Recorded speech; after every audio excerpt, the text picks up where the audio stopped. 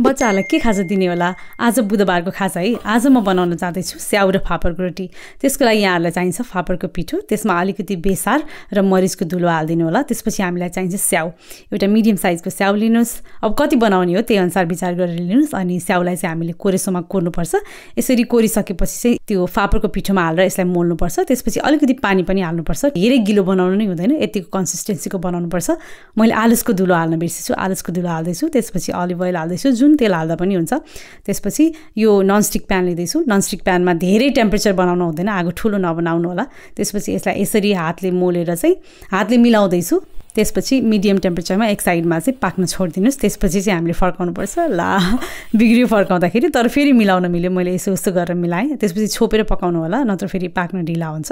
धेरै ठुलो आगो बनाउन नि मिल्दैन। हेर्नुहोस् त, छोपेर पकाइसकेपछि यस्तो देखिन्छ। यसमा चिनी पनि हाल्नु पर्दैन है, किनभने स्याउमा आफै गुलियो छ होइन। त्यसको गुलियोले इनफ भएन जस्तो लाग्छ भने अलिकति चिनी अथवा सक्खर हालेर पनि खान सक्नुहुन्छ। मैले चाहिँ सक्खर हालेर पछि खाएँ, अझ मिठो भयो।